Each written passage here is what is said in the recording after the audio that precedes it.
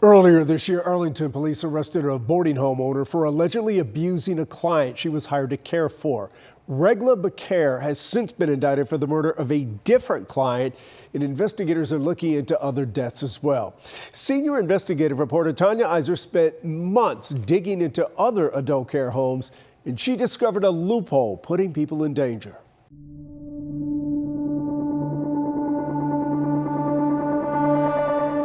Ella Sanders and Jacqueline Thomas had dementia. Ellen Johnston, Parkinson's disease.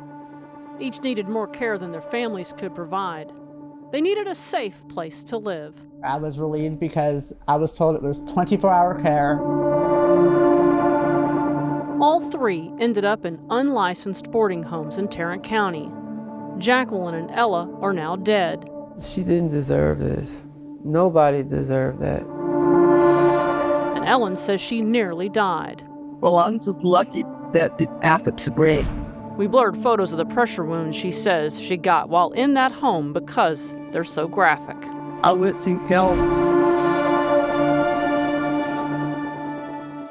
When we began digging, we found those operators had been on the state's radar for years. But here's something important to know. Loopholes in state law allow boarding homes to operate often without licensing and oversight. But if you have more than 3 residents, the state does require licensing as an assisted living facility for homes that help with needs like medications, bathing, or eating. But we found that some operators just ignore the law and avoid oversight by concealing how many people they're housing. The consequences of defying the licensure standards are so relatively minimal compared to the gain to be had, that if you do a simple cost-benefit analysis, it's worth the risk over and over and over again. Let's talk about this Grand Prairie house on Olympia Drive. 3 times between 2018 and 2019, regulators found the operator, Tiffany Brown, running an unlicensed assisted living facility. Twice in 2020, records say she gave an inspector false information. In 2021, when she wouldn't let an inspector in the house, the state sued. They got a court order to get inside, and regulators again found her in violation. My mom was in skilled nursing, and I needed a place for her to go. Stacy Seifert didn't know Brown's history when she moved her mother, Jacqueline Thomas, a dementia patient, into the house last September. 6 months later, in March of this year, And then the paramedics told me that they found her on the floor covered in her own fecal matter. court records say Jacqueline suffered sores on her buttocks, so badly inflamed that Jacqueline could not lay on her back. She wasn't eating, she wasn't drinking, she never walked again. Police arrested Brown on suspicion of an injury to an elderly person charge in Jacqueline's case. Brown told police an employee didn't show up for work and was unaware the patients were alone. Did you ever hear from Tiffany after she passed?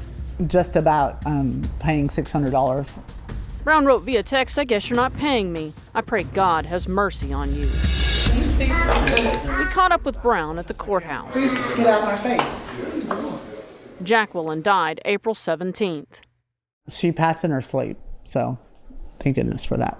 Seifert found Brown's boarding house through a consultant who finds housing for the elderly. I asked if she's had any problems, any complaints, and they said no, she's great.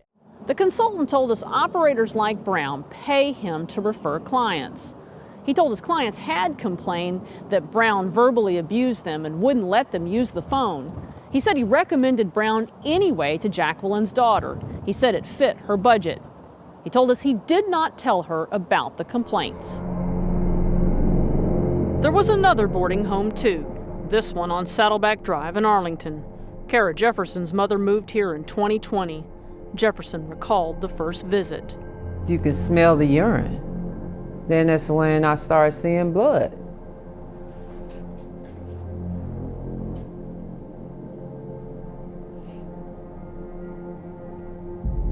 And I saw bruises on her body. And I said, well, what's going on? That's when, she had said, they won't feed me or give me anything to drink. She said the operator of the home, Irika Hamilton, was there. And I asked her what happened to my mom. And I can't remember the answer that she even gave me. These graphic photos show the wound on Ella's back. 13 days later, she was gone.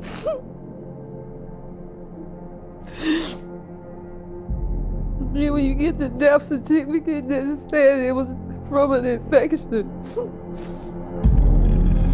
Records show inspectors previously found Hamilton running unlicensed assisted living facilities.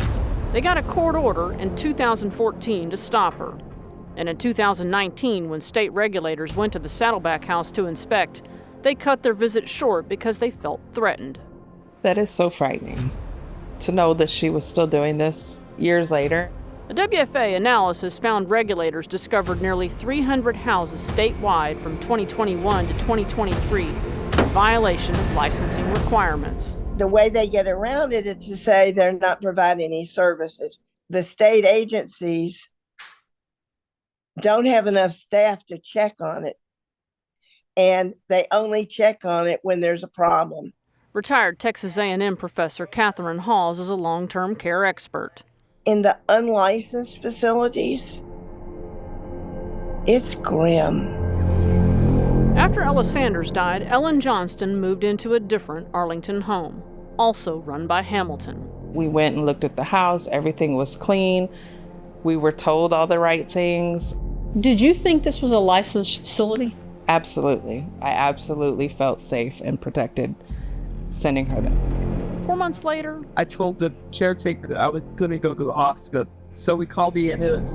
And when they called me, they said it's a stage 4 bed sore to the bone, infected. And what was Arika's response to all this? She wanted payment. And I'm like, that's your concern? My mom is fighting for her life. Ellen now lives in a nursing home.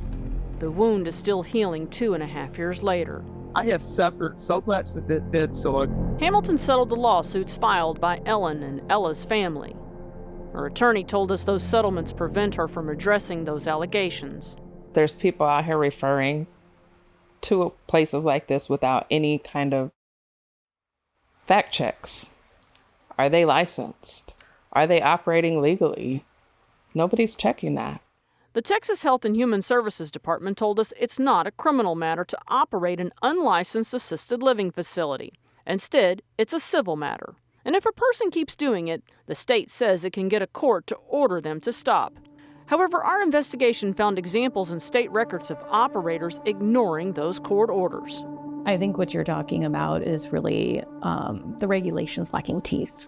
We need to have a system in place that's ensuring that people aren't being abused and neglected. Tiffany Brown is currently out of business and out on bond. Someone else operates the house on Olympia. We went by Arika Hamilton's house on Saddleback, the one Ella lived in. What do y'all do here? Take care of the An employee told us the clients have dementia. What do y'all do for them? everything. There's more to this story, and we'll keep digging on unlicensed boarding homes. I'm Senior Investigative Reporter Tanya Iser.